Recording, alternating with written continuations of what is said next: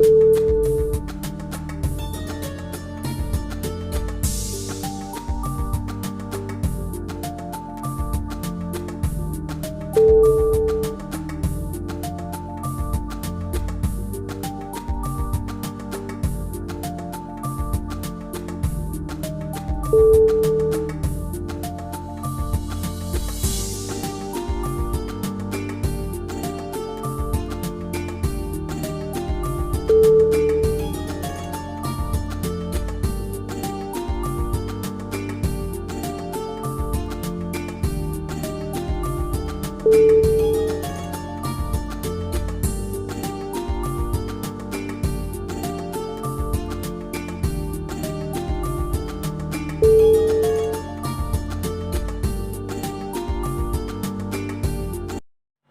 हिंद दोस्तों, स्वागत है आपका आपके अपने चैनल मोबाइल एकेडमी में।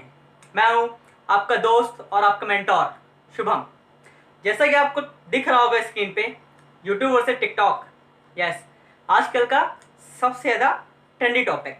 किसी से पूछो भाई क्या है, भाई कैरी मिनाती ने टिकटॉक वालों की हालत बहुत ज़्यादा ख़राब कर दी। रेटिंग पे रेटिंग गिराते चले जा रहे हैं, 4 से फिर 3, 2, कितना गिर रहा है, 1.3 है।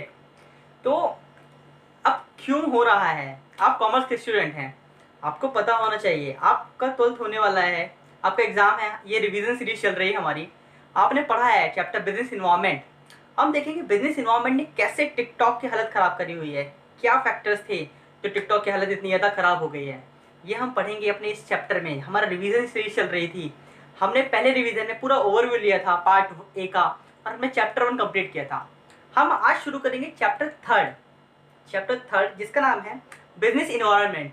अब बिजनेस इन्वायरमेंट में क्या होता है, जैसा आपको दिख रहा है ना टिकटॉक वर्सेस यूट्यूब, तो ये आपको मैं इसका एक थोड़ा सा ब्रीफ देता हूँ। ये टिकटॉक वर्सेस यूट्यूब क्यों लिखा हुआ है सामने आपको स्क्रीन पे, ये दिखा है ना, ये क्यों लिखा हुआ है, इसका आपको बताता हूँ कि सर हम तो बिजनेस स्टडीज़ पढ़ रहे हैं, तो आपने ये क्यों लिखा हुआ है। तो वो ये इसलिए लिखा हुआ है, इस टॉपिक की जान है ये। तो बिजनेस का इन्वायरमेंट कैसा होगा वो डिपेंड करेगा आपका बिजनेस कैसा चल रहा है, ठीक है। तो हम इस चैप्टर में पढ़ने वाले हैं कि बिजनेस का एनवायरनमेंट 2 तरह का होता है। कितने तरह का एनवायरनमेंट होता है? 2 तरह का होता है।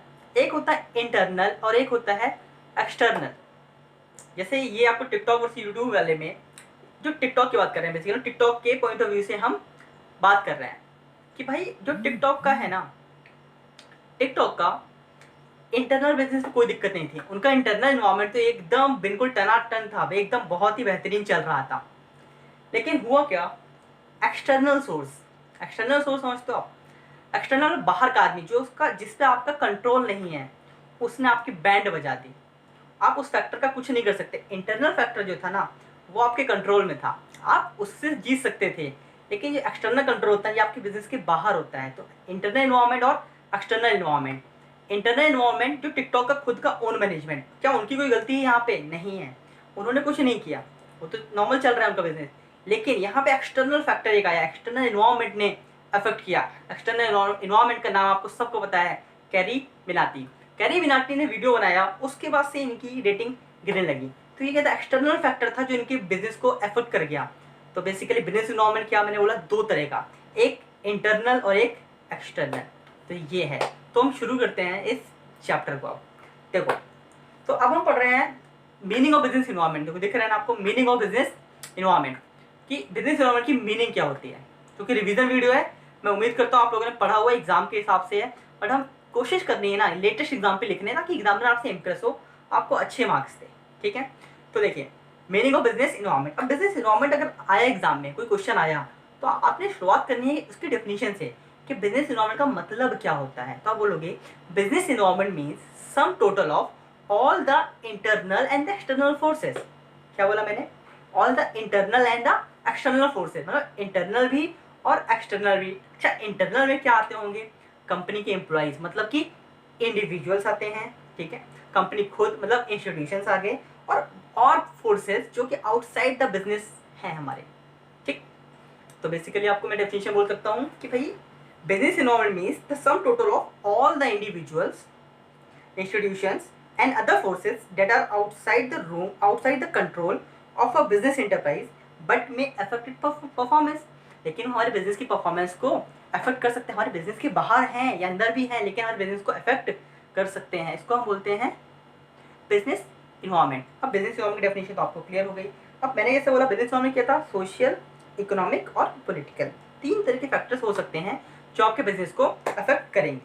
अब हम ये तो आपको डेफिनेशन समझ में आ गई। हाँ, सम total of all the internal and the external forces, या बोल सकते हैं इंडिविजुअल, इंस्टीट्यूशंस और अदर फोर्सेस दैट में अफेक्ट अवर एंटरप्राइज, दैट में अफेक्ट अवर बिजनेस इस बिजनेस इन्वायरमेंट। ये सम टोटलिटी, इनका टोटल, अकेले में नहीं, ये इन सब का टोटल, इंटरनल एक्सटर्नल सब का टोटल मिला के जो होता है उसको हम बोलते हैं बिजनेस इन्वायरमेंट।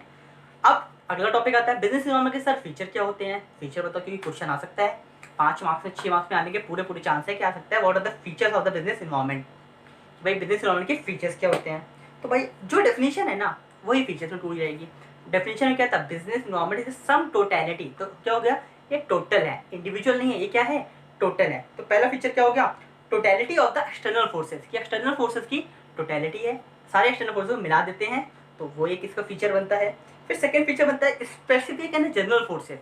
क्या होता है स्पेसिफिक और जनरल, समझते हो, एक तो हमने दिख रहा टोटलिटी, अब सेकंड क्या होगा स्पेसिफिक एंड जनरल फोर्सेस। देखो स्पेसिफिक, ये टिकटॉक के लिए कैरी नाती का वीडियो है, तो ये किसके लिए इशू था, किसके लिए प्रॉब्लम थी, ये था टिकटॉक के लिए, तो ये कहता है स्पेसिफिक था टिकटॉक के लिए। अब जैसे कोविड-19 चल रहा है, उन्होंने बोला, गवर्नमेंट ने बोला भाई लॉकडाउन कर दो, खत्म कर दो, तो ये क्या हुआ, ये आपका जनरल है, ये मतलब स्पेसिफिक नहीं है, ये सबके लिए। तो स्पेसिफिक फोर्सेस, जनरल फोर्सेस आप लिख सकते हो एग्जाम्पल। देखो आपको एग्जाम्पल कोड करने में, आपको रियल लाइफ एग्जाम्पल दे रहा हूँ, अब एग्जाम में ये लिखोगे आपको अच्छे मार्क्स पक्का आने वाले हैं, ठीक है। तो स्पेसिफिक फोर्सेस क्या हुआ, जो स्पेशली ऐसे फैक्टर्स जो स्पेशली आपके एंटिटी को अफेक्ट करते हैं उसको हम बोलते हैं specific factor. For example TikTok, Kareem नती का वीडियो आया, टिकटॉक के लग गए, तो वो होता है स्पेसिफिक फोर्सेस। और अब स्पेसिफिक तो हो गया जनरल, कोविड-19 है, गवर्नमेंट ने बोला बिजनेस बंद करो, लॉकडाउन करो, सारे बिजनेस बंद। ये आपके लिए स्पेशली है क्या, नहीं, this is for all the companies present in the India, कि भाई सबने बंद करना पड़ेंगे अपने ऑपरेशन, अपने मैन्युफैक्चरिंग और प्रोडक्शन। तो ये था स्पेशल फोर्सेस, ठीक है। तो सॉरी, ये था जनरल, तो स्पेसिफिक आ गया आपको और आपको भी जनरल भी आ गया। फिर अब हम देखते हैं इंटररिलेटेडनेस। देखो इंटररिलेटेडनेस मतलब क्या, ये जो फैक्टर्स हैं, ये जो आपको जो फैक्टर्स दिख रहे हैं, ये आपस में क्या होते हैं, इंटर रिलेटेड होते हैं, आपस में जुड़े हुए होते हैं, ठीक है। आप समझते हो, जैसे क्या होता है इंटरनल एक्सटर्नल जुड़े होंगे, अब एक्सटर्नल ने कुछ किया तो इंटरनल को उसका इफेक्ट देना पड़ेगा। जैसे मानिए जैसे कोविड-19 आया, तो कोविड-19 आया तो भाई ऑनलाइन सेक्टर जो है इसके लिए क्या था, ये अपॉर्चुनिटी था, तो ये इंटर रिलेटेड था। बाहर के जो फैक्टर थे, एक्सटर्नल फैक्टर था, उन्होंने जो मतलब ट्रेडिशनल बिजनेस था ना उस पर इफेक्ट किया। उनके लिए ये, हमारे लिए क्या होगा, हम फॉर एग्जाम्पल हम हैं, हम ऑनलाइन वाले हैं, ठीक है, और हम ऑनलाइन बिजनेस करते हैं। अब कोविड-19 आया, इससे क्या हो गया, जो ट्रेडिशनल बिजनेस वाले थे ना उनको अफेक्ट हो गया। जो ट्रेडिशनल बिजनेस वाले थे उनका जब अफेक्ट हो रहा है तो हमारे लिए क्या अपॉर्चुनिटी है। तो ये क्या हुआ, हमको हमारे एक्सटर्नल एनवायरनमेंट से पता चला कि भैया यहाँ पे ट्रेडिशनल को दिक्कत हो रही है, ये ट्रेडिशनल है इसको दिक्कत हो रही है। एक दुकान वाला, देखो ये दुकान वाला है, ये ट्रेडिशनल है, इसको दिक्कत हो रही है, तो हमें इसकी दिक्कत को हटाने के लिए हमारे पास एक अपॉर्चुनिटी आ गई, हम ऑनलाइन आ जाएंगे। तो फ्लिपकार्ट और अमेजोन के लिए ये बहुत अच्छा हो गया, ठीक। तो इंटरनल एंड एक्सटर्नल फोर्सेज क्या है, रिलेटेड, आपस में ये क्या है, रिलेटेड होते हैं सारे फैक्टर्स आपस में। अगला पॉइंट डायनामिक, अगला फीचर क्या है, डायनामिक। देखो डायनामिक समझते हो, डायनामिक मतलब होता है कॉन्स्टेंटली चेंज होना, कंसिस्टेंटली चेंज होना। देखो क्या होता है, बिजनेस इन्वायरमेंट ना कीप्स ऑन चेंजिंग, आप बिजनेस इन्वायरमेंट को प्रेडिक्ट नहीं कर सकते। अभी कोविड-19 चल रहा है, तो भाई अभी तो कोविड-19 है, ये खत्म हो जाएगा, तो फिर सिचुएशन चेंज हो जाएगी, फिर अलग तरह का बिजनेस चलेगा या कुछ चलेगा, तो इसको हम बोलते हैं डायनामिक, ठीक है। तो देखो अब हमने डायनामिक देख लिया, डायनामिक क्या होता है। फिर अब हम देखेंगे अगला फीचर देखते हैं, है अनसर्टेनिटी। अनसर्टेनिटी क्या होता है, देखो अनसर्टेनिटी मतलब बिजनेस इन्वायरमेंट आप प्रेडिक्ट नहीं कर सकते हो कि कल क्या होने वाला है। आप बोल सकते हो लॉकडाउन कब खत्म होगा, नहीं, तो बिजनेस इन्वायरमेंट क्या है, अनसर्टेनिटी है। आप अनसर्टेन हो कि भाई क्या होगा क्या नहीं होगा, क्योंकि आपके कंट्रोल में वो चीज़ नहीं है, ठीक है, इसलिए उसको बोलते हैं uncertainty exist in the business environment. तो बिजनेस इन्वायरमेंट क्या है, अनसर्टेनिटी है। फिर कॉम्प्लेक्सिटी है, तो बिजनेस इन्वायरमेंट ना इंडिविजुअल समझना तो आसान है, पर जब मिल जाते हैं ना सारे फैक्टर्स बहुत ज़्यादा कॉम्प्लेक्स हो जाता है। तो business environment is a complex concept, ठीक है। It is easy to understand in part but difficult to understand it as a whole, ठीक। आप ये लिख सकते हो, ये हो गया कॉम्प्लेक्सिटी। अगला होगा रिलेटिविटी, ये ऊपर से रिलेटेड आ गया, हमने पहले ही पॉइंट देखा था जो इंटर रिलेटेडनेस था वैसा ही है, ये एक रिलेटिव कॉन्सेप्ट है। Business environment is a relative concept, ये दूसरी चीजों से रिलेट करता है, ठीक है। मतलब इसका इफेक्ट क्या होता है, बेसिकली रिलेटिव समझते हो, एक जगह पे क्या इफेक्ट कर रहा है, दूसरे क्या इफेक्ट कर रहा है, वो अलग अलग होगा, वो उस पर डिपेंड करेगा उस पर्टिकुलर जगह के। जैसे फॉर एग्जाम्पल हम देखते हैं कोविड-19 का हमारे इंडिया में आज के डेट में सिर्फ 1 लाख केसेस हुए, ठीक है, अप्रॉक्स 1 लाख केसेस हैं हमारे देश में। यूएस में देखते हो आप, वहाँ पे 15 लाख 20 लाख केसेस हैं। तो आपको इससे समझ में आ रहा है कि क्या है, कोविड-19 का इम्पैक्ट क्या रिलेटिव था। तो बिजनेस इन्वायरमेंट की हम बात करते हैं, ऐसी कंपनी जो इंडिया में भी काम करती हैं, जो फॉरेन में भी काम करते हैं, उनके लिए अलग अलग जगह अलग अलग इम्पैक्ट हो रहा है। जैसे फॉर एग्जाम्पल लेते हैं आईटी सेक्टर की कंपनीज होती हैं, वो इंडिया में भी ऑपरेट कर रही हैं, या हम एग्जाम्पल लेते हैं एचयूएल का, हिंदुस्तान यूनिलीवर लिमिटेड। देखो आपको लगता होगा शायद बहुतों को कि ये इंडिया की कंपनी है, नहीं, ये कंपनी है यूके की, ठीक है। ये एचयूएल इन्होंने इंडिया में रखा था, इसलिए नाम दिया है हिंदुस्तान यूनिलीवर प्राइवेट लिमिटेड। तो अब ये एचयूएल इंडिया में है, तो इनको अभी पता है यहाँ गवर्नमेंट शायद रजिस्ट्रेशन दे देगी हमको, तो यहाँ पे प्रोडक्शन अपन चालू कर सकते हैं। पर क्या ये यूके में कर सकते हैं, क्या ये पाकिस्तान में इनका पीयूएल है वहाँ कर सकते हैं, नहीं, वो रिलेटिव कॉन्सेप्ट है, वो उस जगह के हिसाब से रिलेट करेगा। तो अगर मैं जल्दी से क्विकली रिवाइज करें कि भाई फीचर क्या थे, क्या फीचर है बिजनेस इन्वायरमेंट के, क्वेश्चन आया what is business environment, what are its features. तो आपको एग्जाम में क्या लिखना है, हम लिखेंगे business environment is the sum total of all the forces, individual, ठीक, एक्सटर्नल और द इंटरनल फोर्सेस का सम जो होता है उसको बोलते हैं बिजनेस इन्वायरमेंट। द फीचर्स क्या क्या हमने देखे, एक तो हमने देखा टोटलिटी होता है, ठीक है, totality of the external forces, specific पढ़ा हमने और हमने जनरल के बारे में पढ़ा। फिर हमने देखा था इंटर रिलेटेड होते हैं आपस में वो।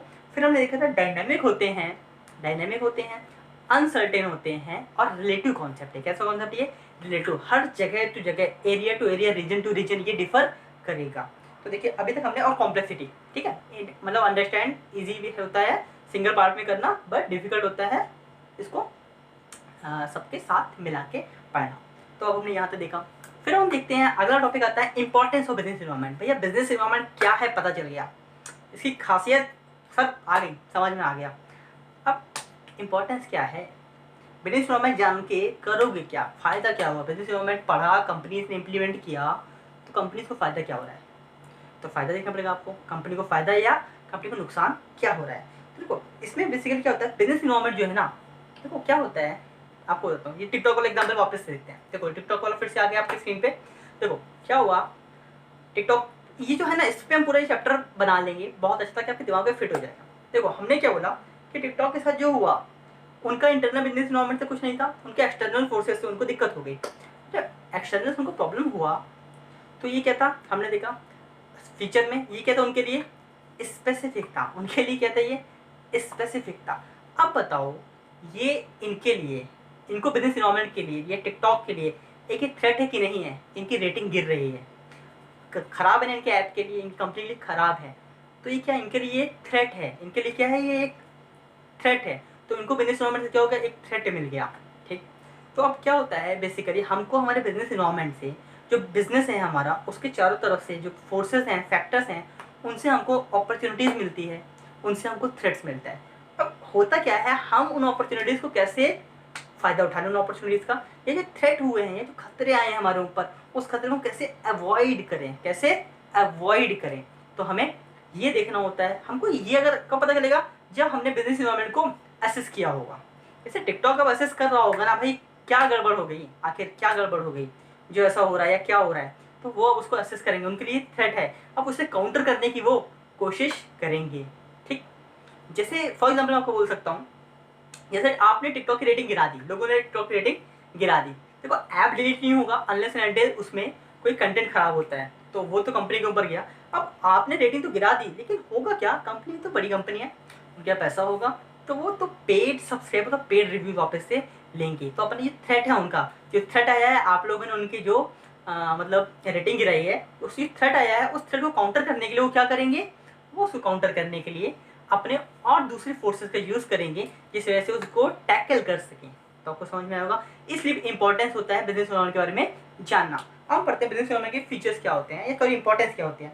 तो इंपॉर्टेंस होती है, business environment enables the firm to identify the opportunities and to get the first mover advantage।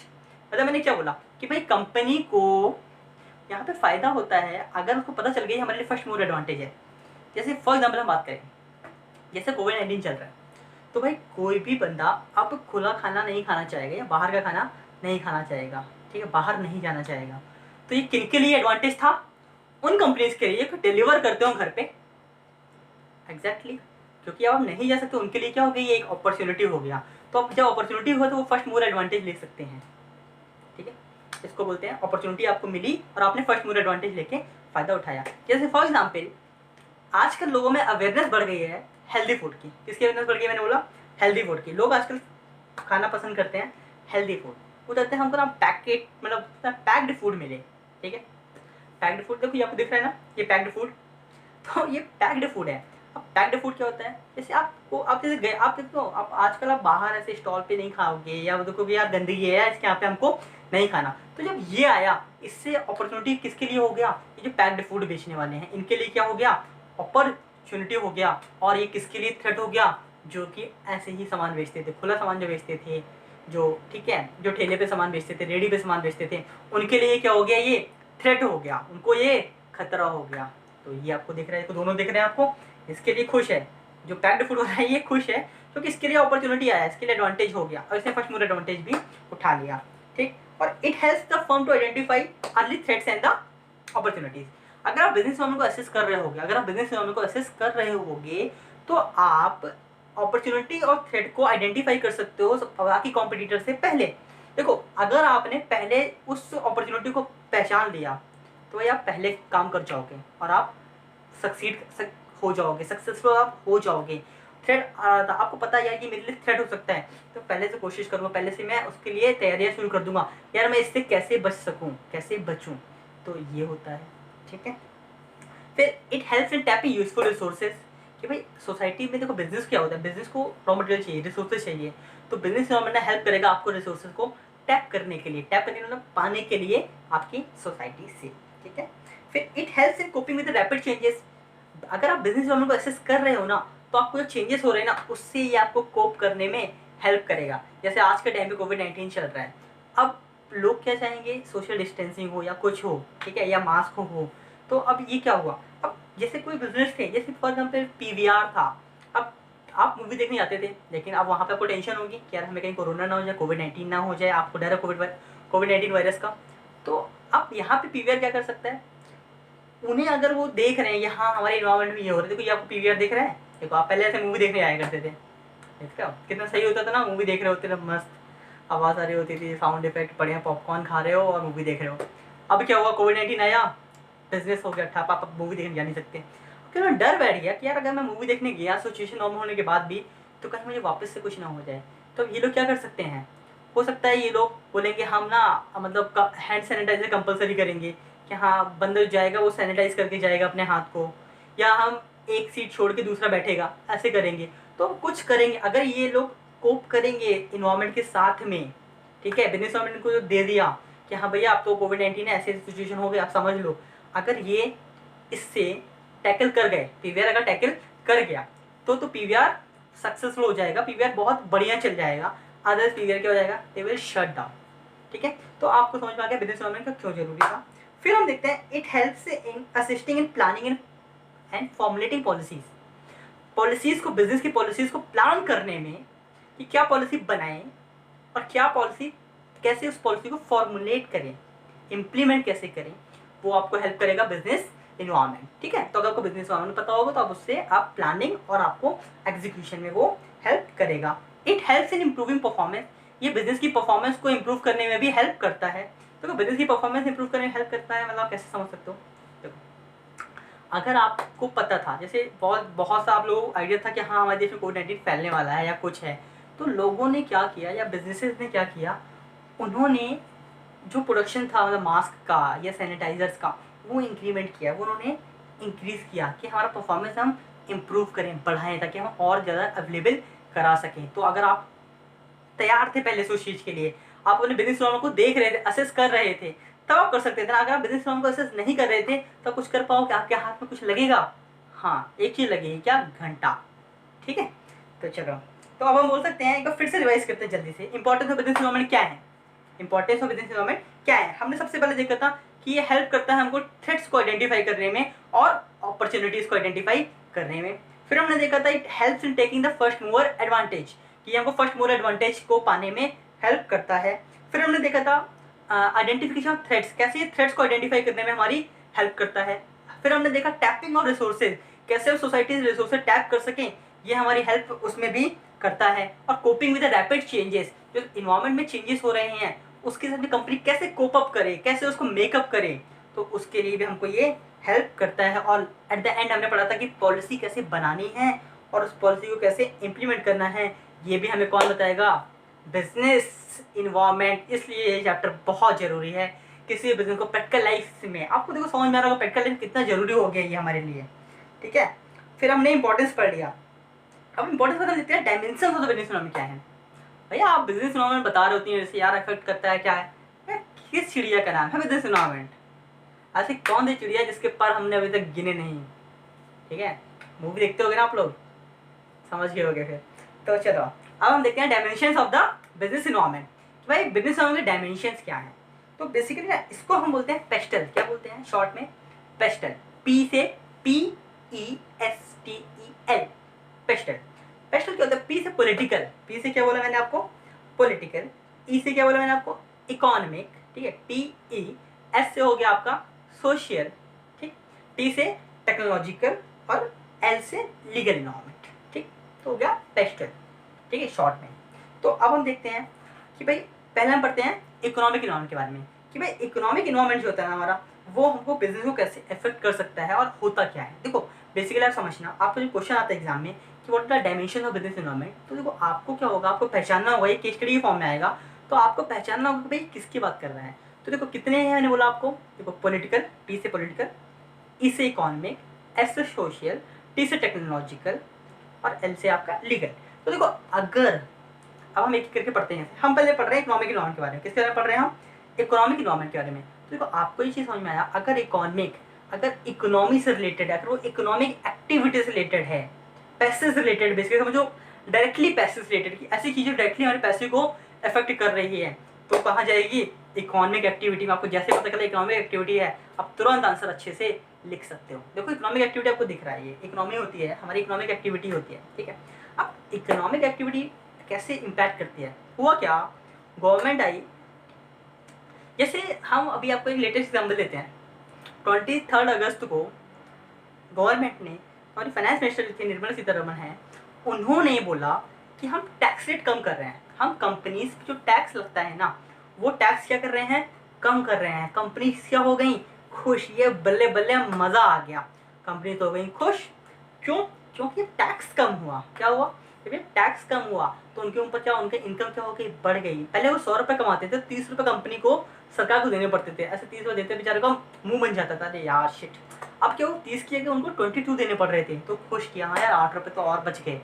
तो ये होता है इकोनॉमिक इन्वायरमेंट, कैसे आपका इकोनॉमिक इन्वायरमेंट आपको इफेक्ट कर रहा है। जैसे ये एग्जाम्पल मैंने आपको दिया कि गवर्नमेंट ने टैक्स कम कर दिया तो आप खुश हो गए, ये गवर्नमेंट अगर टैक्स बढ़ा देती है आपका चेहरा हो जाता रोने लगा, अब मम्मा क्या हो गया, आप रोने लगते हैं। तो ये होता है बिजनेस इन्वायरमेंट का एक पार्ट पढ़ा हमने, इकोनॉमिक इन्वायरमेंट, ठीक है। अब देखते हैं सोशल इन्वायरमेंट। देखो आपको यार ना इसमें ना एग्जाम्पल ही चलेंगे, बस आपको एग्जाम्पल का ही बेस लेना है, अदरवाइज आप इसमें कितना भी लिख दोगे ना मार्क्स नहीं मिलेगा, ठीक है। देखो एग्जाम्पल लिखोगे ना तो उसको क्लियर हो जाएगा कि हाँ भाई इसको आता है, ठीक है। तो हम देखते हैं सोशल इन्वायरमेंट। सोशल क्या होता है, देखो भाई दिवाली आती है, जैसे अभी अभी रक्षाबंधन आने वाला है, ठीक है, या ईद आने वाली है, तो अब ये फेस्टिवल आ रहा है, तो फेस्टिवल का सामान आपको मिलना शुरू होगा। जैसे दिवाली आती है वहाँ पे पटाखे बिकना शुरू हो जाते हैं, ठीक है। होली आती है, कलर्स बिकने शुरू हो जाते हैं, गुलाल बिकने शुरू हो जाते हैं। तो ये क्या है, ये सोशल इन्वायरमेंट है कि कैसे सोसाइटी, कैसे हमारे कल्चर, हमारा ट्रेडिशन, हमारा कस्टम उस चीज़ों को अफेक्ट कर रहा है। फॉर एग्जाम्पल एक एरिया है जो कि हिंदू डोमिनेटेड है, तो वहाँ पे आपको किसके रिलेटेड सामान मिलेगा, हिंदू रिलेटेड। अगर आप वहाँ पे मुस्लिम रिलेटेड सामान खोले तो आपको क्या, आपको फायदा होने वाला है, नहीं, आपका बिजनेस चलने वाला नहीं है। ऑन द अदर हैंड अगर कोई मुस्लिम डोमिनेटेड एरिया है और आप वहाँ पे अगर आप हिंदू रिलेटेड सामान बेचोगे तो क्या चलने वाला है, नहीं, नॉट एट ऑल। तो आपको सोशल इन्वायरमेंट का भी ध्यान रखना पड़ेगा। तो हमने कितने देखे अभी तक, 2 देखिए, इकोनॉमिक और सोशल। कितने देखा, इकोनॉमिक और सोशल, ठीक। फिर हम देखते हैं टेक्नोलॉजिकल इन्वायरमेंट, कि भाई टेक्नोलॉजिकल इन्वायरमेंट कैसे इफेक्ट करता है, क्या टेक्नोलॉजिकल इन्वायरमेंट कैसे इफेक्ट करता है हमारे बिजनेस को। तो भैया टेक्नोलॉजी क्या होती है? मैं एक लैपटॉप यूज़ कर रहा था बढ़िया वाला, ठीक है, मैं यूज़ कर रहा था। अब हुआ क्या, टेक्नोलॉजी हो गई अपग्रेड। अब ये लैपटॉप क्या हो गया, ये हो गया बेकार। अब अगर मैं इसी लैपटॉप पे काम करता रहूँ, मैं इसी तरह इसको यूज़ करता रहूँ, क्या मुझे बिजनेस को फ़ायदा होने वाला है? नहीं। या कोई मेरी फैक्ट्री थी कुछ बनाने की, वो मशीन यूज़ करता था, वो मशीन अब नई हाईटेक आ गई है, मेरे कॉम्पिटिटर हाईटेक मशीन यूज़ कर रहे हैं और मैं वहीं पुराने पे लगा हुआ हूँ, तो क्या होगा, मेरे बिजनेस की ऐसी तैसी हो जाएगी, बिजनेस मेरा बंद करना पड़ जाएगा एक समय के बाद। तो ये क्या हो गया, टेक्नोलॉजी। तो क्या होता है, टेक्नोलॉजी में ऑब्सोलेंस आ जाता है, टेक्नोलॉजी ऑब्सोलीट हो गई, न्यू टेक्नोलॉजी आ गई, तो आपको टेक्नोलॉजी के साथ चेंज करना पड़ेगा। अगर चेंज करा तो भैया बल्ले बल्ले, और अदरवाइज आपके शोल्डर्स वर डाउन एंड आप दुखी हो जाओगे। ठीक है, तो आपको समझ में आएगा टेक्नोलॉजिकल इन्वायरमेंट क्या होता है। फिर पॉलिटिकल इन्वायरमेंट। पॉलिटिकल इन्वायरमेंट मतलब होता है कैसे पॉलिटिकल पार्टीज एफर्ट करती हैं आपके बिजनेस को, कैसे पॉलिटिकल स्टेबिलिटी, भाई कोई सरकार स्टेबल है अगर, ठीक है, अगर फॉर एग्जाम्पल सोचो कि कोई अलायंस से सरकार आ गया, अलायंस समझ तो, जैसे फॉर एग्जाम्पल इंडिया में अभी मेजोरिटी में गवर्नमेंट है भारतीय जनता पार्टी की, बीजेपी की, ठीक है, तो उनकी आइडियोलॉजी अलग है काम करने की as compare to Indian National Congress, उनकी आइडियोलॉजी अलग है काम करने की। हर पार्टी का अपनी अपनी आइडियोलॉजी होती है किस तरह काम करना है। तो कुछ बिजनेस हैं जो जिसको अच्छा है बीजेपी की आइडियोलॉजी, तो क्या बीजेपी जब इलेक्शन में जीतेगी तो उनको फायदा होगा कि नहीं? हाँ होगा।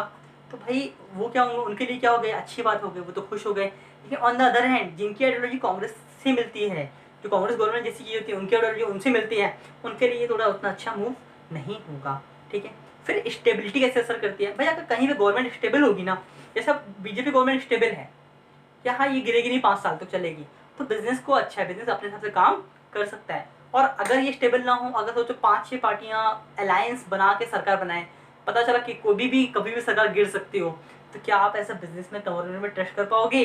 नहीं, मैं तो होता तो बिल्कुल नहीं कर पाता, और कोई भी बिजनेस ट्रस्ट नहीं कर पाएगा। ठीक है, क्योंकि बहुत ही सारे पैसों का सवाल होता है। फिर हम देखते हैं लीगल इन्वायरमेंट, कैसे लीगल इन्वायरमेंट अफेक्ट करता है। देखो जैसे फॉर एग्जाम्पल आप कोई चीज़ बेच रहे हो, कल को एक लॉ आ जाए कि भैया ये चीज़ बेचना अलाउ नहीं है, कल को ये चीज़ बेचना आ जाए कि ये चीज़ बेचना अलाउ नहीं है, आप क्या करोगे? भाई बर्बाद होगा बिजनेस तो आपका, है ना? हाँ, तो आपको ये देखना होगा कि ऐसे कैसे ऐसा बिजनेस पे इफेक्ट हो सकता है। लीगल इन्वायरमेंट का भी इफेक्ट होता है, लॉज एंड रेगुलेशन बनाए जाते हैं जिनका भी इफेक्ट हो जाता है हमारे पे। जैसे आपने देखा होगा कभी, मतलब जो अल्कोहल होती है ना, शराब जो होती है, उसका एडवर्टीजमेंट अलाउ नहीं है।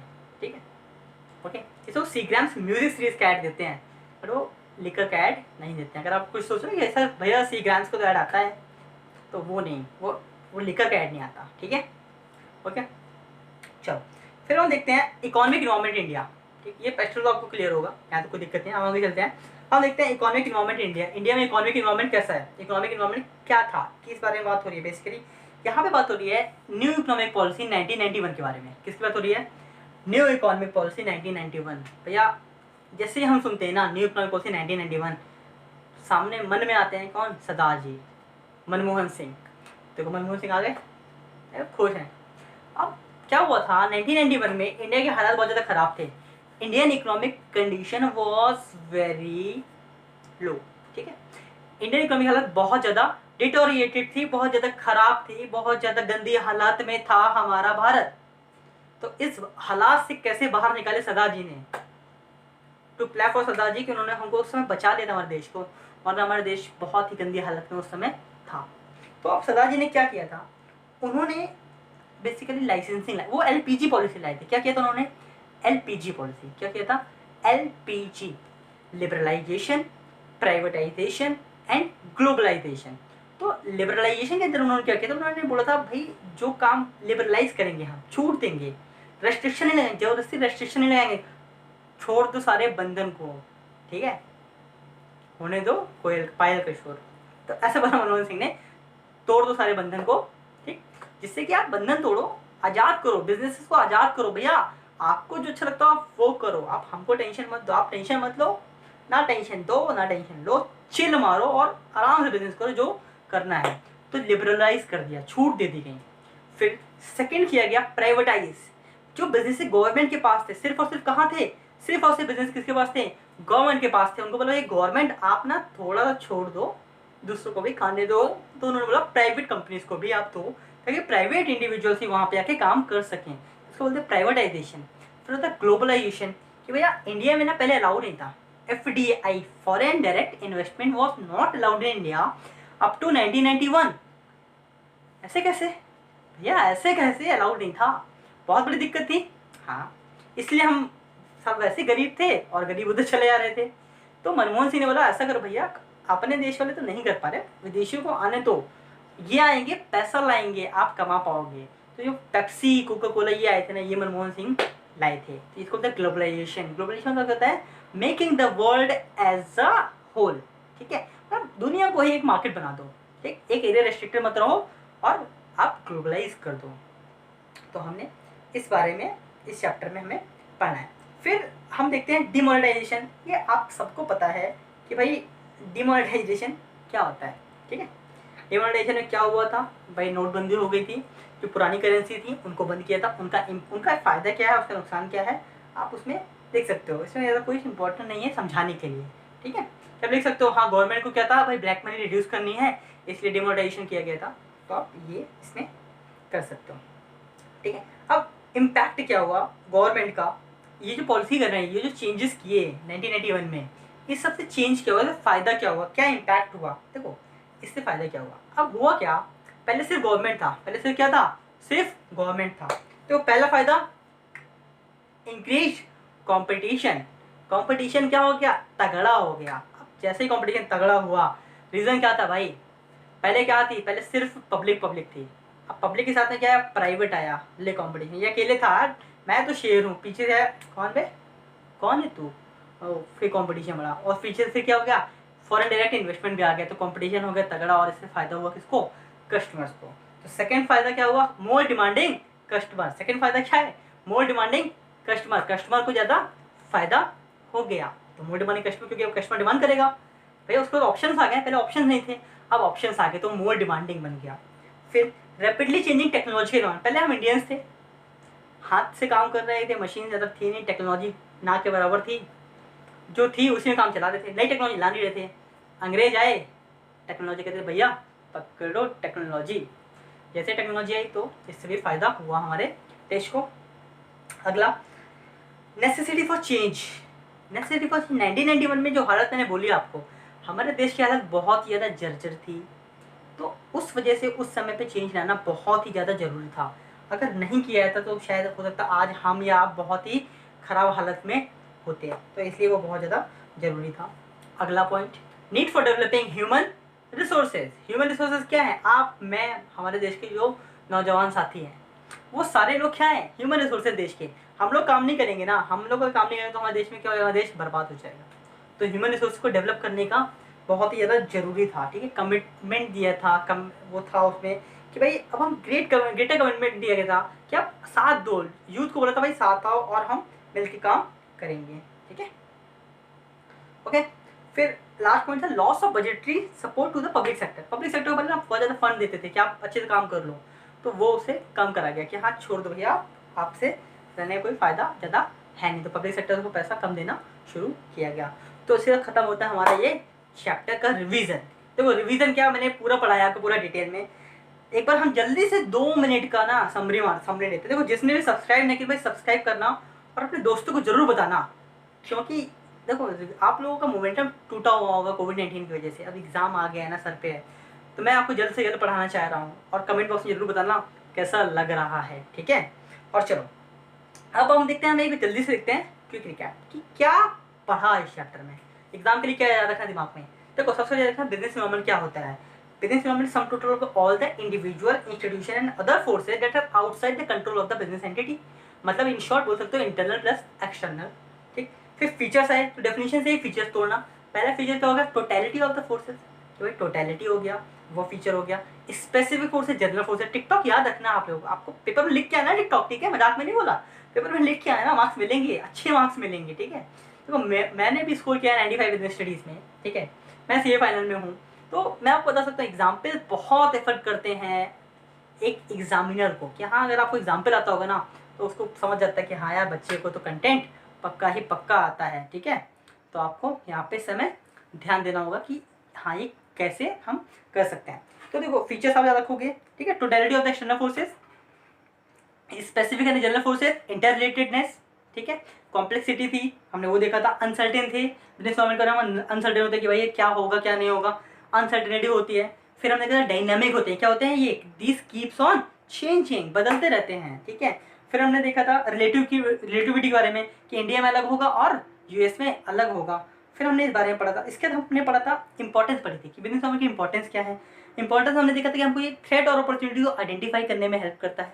अगर हम अपॉर्चुनिटी को आइडेंटिफाई कर लेंगे तो हमें फर्स्ट मूवर एडवांटेज मिल जाएगा।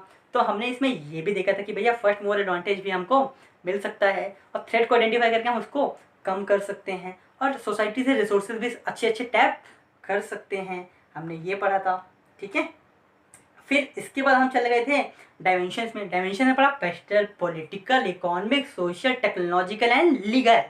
पॉलिटिकल क्या, बीजेपी सरकार आई, सरकार से असर पड़ता है बिजनेसेस को, क्योंकि आइडियोलॉजी डिपेंड करती है, स्टेबिलिटी डिपेंड करती है। ये हो गया पॉलिटिकल, ठीक है। अब आया इकोनॉमिक, याद रखना 23 अगस्त को टैक्स रेट कम किए गए। जब टैक्स रेट कम किया गया उससे फ़ायदा हुआ कंपनीज को, तो ये फट के तो आप बोल सकते हो इकोनॉमिक क्या हो सकता है कि भाई डिमांड किसी की कम कर दी सरकार ने क्या प्राइस किसी का फिक्स कर दिया, या सरकार ने टैक्स कम या ज़्यादा कर दिया, वो आपके बिजनेस को अफेक्ट कर सकता है, उसको बोलते हैं इकोनॉमिक, ठीक है। PE एस होता है सोशल। सोशल मैंने आपको एग्जाम्पल बता दिया मैंने आपको, होली दिवाली त्यौहार का, ठीक है। मुस्लिम एरिया, हिंदू एरिया, आप ये एग्जाम्पल कोट करना, एग्जाम में मार्क्स मिलेंगे आपको। PEST से टेक्नोलॉजी, टेक्नोलॉजी ऑब्सोलीट हो रही है, टेक्नोलॉजी को चेंज करना पड़ेगा, चेंज नहीं करोगे तो बिजनेस आपका शट डाउन हो जाएगा। PETEL, एल से ये होता है लीगल। मैंने बोला ना लीगली कुछ आ गया कि हाँ भैया ये बिजनेस करना आपसे बंद, तो अब क्या हो गया आपका। आपने मूवी देखी होगी हमें छपाक, वो बोलती है ना अगर एसिड बिकता ही नहीं तो फिकता नहीं। तो क्या होता है, कल को सरकार बोले एसिड एसिड बंद, एसिड बिकना इस बंद, ठीक है। आप एसिड की सेल नहीं होगी। अब अगर एसिड की सेल नहीं होगी, लीगल रेगुलेशन आ गया भैया एसिड बिकना बंद हो गया, देखो छपाक मूवी में किया था एसिड बिकना बंद हो गया। अब अगर एसिड बिकना बंद हो गया तो ये आपका बिजनेस क्या खराब हो गया, तो लीगली की वजह से आपको प्रॉब्लम आ गई। फिर इसके बाद हमने पढ़ा था न्यू इकोनॉमिक पॉलिसी 1991 के बारे में, 1991 में पॉलिसी की जरूरत क्यों पड़ी थी, और हमने उसमें पढ़ा था LPG पॉलिसी के बारे में, लिबरलाइजेशन, प्राइवेटाइजेशन एंड ग्लोबलाइजेशन।